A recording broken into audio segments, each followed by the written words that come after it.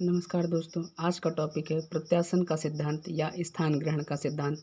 इसको पढ़ते या लिखते समय एक बात को हमेशा ध्यान में रखना चाहिए, जिससे यह काफ़ी आसान हो जाता है कि प्रत्यासन का सिद्धांत क्षतिपूर्ति के सिद्धांत की पुष्टि करता है। प्रत्यासन अथवा स्थान ग्रहण के सिद्धांत के अंतर्गत क्षतिपूर्ति कर देने के बाद बीमा कंपनी को बीमित वस्तु के संबंध में वे सभी अधिकार प्राप्त हो जाते हैं जो क्षतिपूर्ति करने से पूर्व बीमा धारक को प्राप्त थे।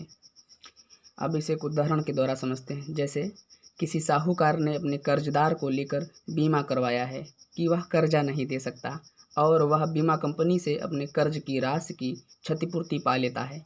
उसके बाद साहूकार का हक नहीं बनता कि वह कर्जदार को परेशान करे, क्योंकि क्षतिपूर्ति के बाद बीमा कंपनी को वे सारे अधिकार तथा कर्तव्य प्राप्त हो जाते हैं जो तीसरा पक्षकार यानी कर्जदार को लेकर साहूकार को प्राप्त थे। आइए इसे बिल्कुल आसान भाषा में समझते हैं। जैसे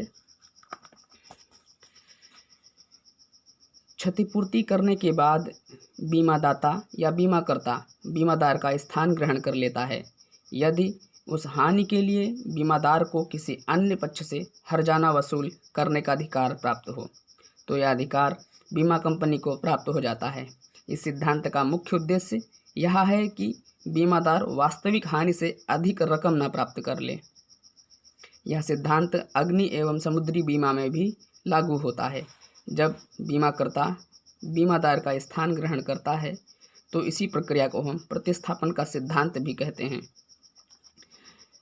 नोट: प्रतिस्थापन का सिद्धांत केवल क्षतिपूर्ति अनुबंधों में ही लागू होता है। प्रत्यासन सिद्धांत की मुख्य बातें हैं जो इस प्रकार हैं। प्रत्यासन का सिद्धांत एक प्रकार से क्षतिपूर्ति सिद्धांत के प्रहरी के रूप में कार्य करता है। ऐसी स्थिति में यदि कोई बीमादार कंपनी तथा तीसरे पक्षकार से क्षतिपूर्ति की राशि प्राप्त कर ले तो यह क्षतिपूर्ति के सिद्धांत का उल्लंघन होगा, क्योंकि उसे वास्तविक हानि से अधिक राशि क्षतिपूर्ति के रूप में प्राप्त हो जाएगी, यानी बीमा लाभ कमाने का माध्यम बन जाएगा, जबकि बीमा केवल हानि या जोखिम से सुरक्षा पाने के लिए है, ना कि लाभ कमाने के लिए। प्रतिस्थापन का सिद्धांत निम्न स्थिति में लागू होता है। पहली स्थिति है, यह सिद्धांत तब लागू होगा जब बीमाकर्ता ने बीमित की क्षतिपूर्ति कर दी हो। दूसरा, यदि प्रत्यासन को लागू करने के बाद तीसरे पक्षकार से कोई हर्जाने की राशि प्राप्त होती है तो उस पर बीमा कंपनी का अधिकार होगा।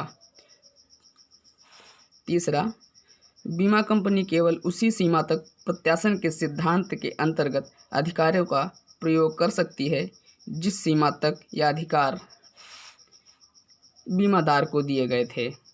चौथी स्थिति है, बीमा कंपनी केवल उसी सीमा तक हर्जाने की राशि तीसरे पक्षकार से प्राप्त कर सकती है जिस सीमा तक उसने बीमादार को क्षतिपूर्ति की है।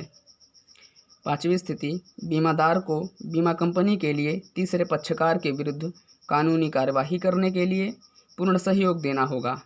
छठी स्थिति है, क्षतिपूर्ति के सिद्धांत के भांति ही प्रत्यासन का सिद्धांत भी जीवन बीमा वैयक्तिक दुर्घटना बीमा पर लागू नहीं होता है। यह केवल क्षतिपूर्ति संविदाओं पर ही लागू रहता है। धन्यवाद।